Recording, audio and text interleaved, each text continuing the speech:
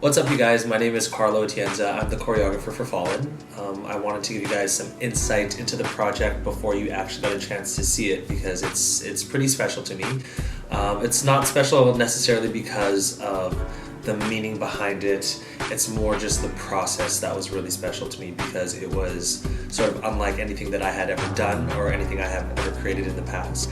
The meaning behind the song was very relatable, and I wanted to see what other stories were out there and how other people might interpret this song.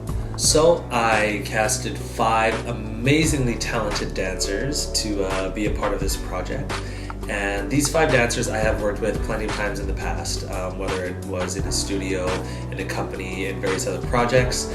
They knew how I worked, they knew my typical process, but this time I wanted to throw a curveball and get them to be in the on the more creative side of the piece. So I met with them individually to work on solo parts for the project, and beforehand I interviewed them. I interviewed them to pick their brains. I wanted to see how they interpreted the concept. I wanted to see what kind of stories and what they would bring from their past into this project, because it was very important to me that this was not only a reflection of my work, but it was a reflection of these 5 other artists. The concept is very simple. All it is the feeling of wanting something that you can't have.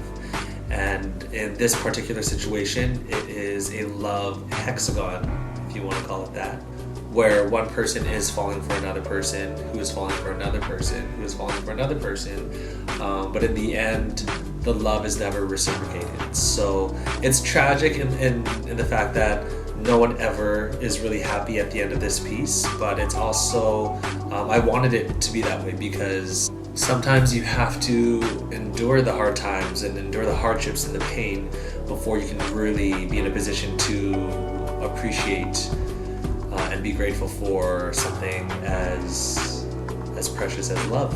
But regardless, it's just that feeling of realization that you can't have something, and that's painful. It's very painful, and I think that you can either hold on to that weight and let it drown you down, or you can use it as a sense of closure and use it as a stepping stone to rise above it all and to move on. No, it doesn't always end with happily ever after. It doesn't always go your way exactly the way that you want it to go. And you have to be okay with that. You have to be okay with the journey, the ups and downs, the twists and turns. It's all part of life, and it's how we become better people, is how we embrace these obstacles and turn them into blessings.